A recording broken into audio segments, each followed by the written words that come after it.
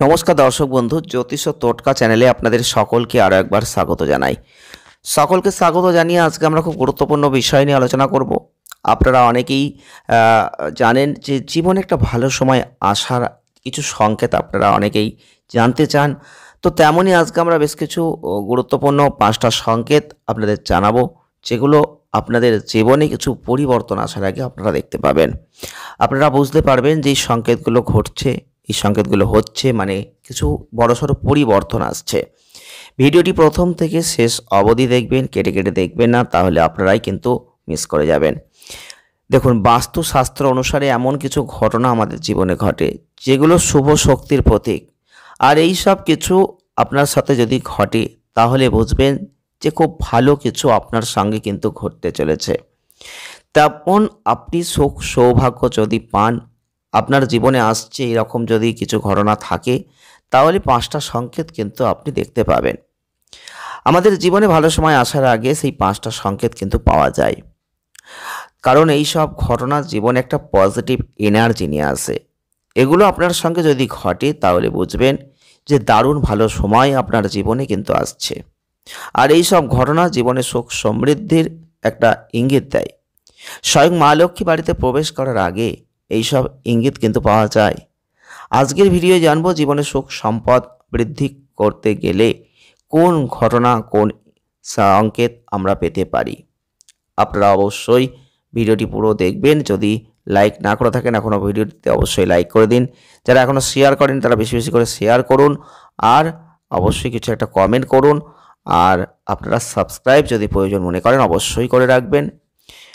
1 নম্বরে যে সংকেতটার কথা বলবো সেটা হচ্ছে ভুরু নাচছে, অর্থাৎ চোখের যে ওপরে ভুরু, সেই ভুরু যদি নাচে হঠাৎ করে।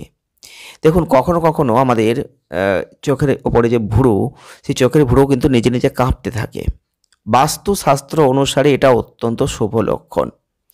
বিশেষ করে সকালবেলা বা সন্ধ্যাবেলার দিকে যদি এই ভুরু নাচানাচি করে, এটা অত্যন্ত শুভ।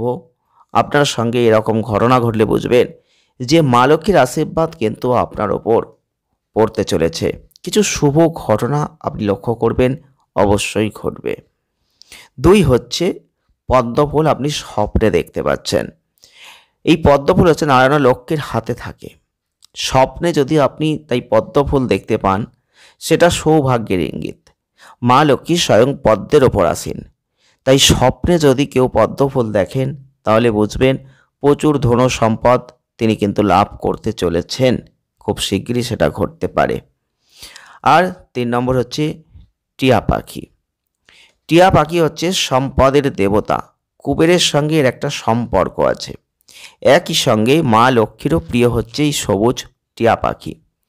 তাই আপনার বাড়ির জানলা বা বারান্দায় কোনো টিয়া পাখি যদি এসে যদি বসে, তাহলে বুঝবেন যে এটা মা লক্ষ্মীর আগমন বার্তা। এটাই কিন্তু তিনি ঘোষণা করছেন। বাড়িতে টিয়া পাখি আসলে মা লক্ষ্মীর আশীর্বাদে আর্থিক সমস্যাগুলো কেটে যায়, আর্থিক দিক থেকে লাভবান হওয়া যায়। নেক্সট 4 নম্বরে যেটাকে আমরা পাচ্ছি সেটা হচ্ছে পেঁচা। পেঁচা হচ্ছে মা লক্ষ্মীর বাহন।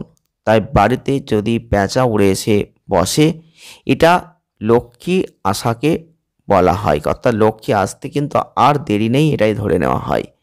বাড়ির বাগানে বা আশপাশে যদি আপনি দেখেন যে পেঁচা এসেছে, তাহলে বুঝবেন যে আপনার জীবনে খুব ভালো কিছু ঘটতে চলেছে।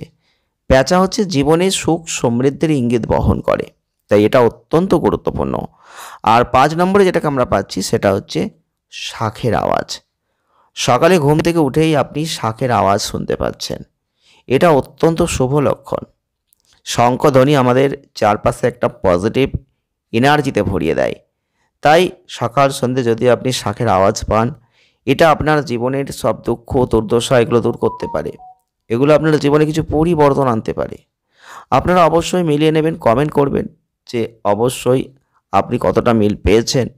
যদি ভালো লাগে লাইক করবেন, শেয়ার করবেন, চ্যানেলটিকে সাবস্ক্রাইব করবেন। দেখা হবে নেক্সট ভিডিওয়। ধন্যবাদ।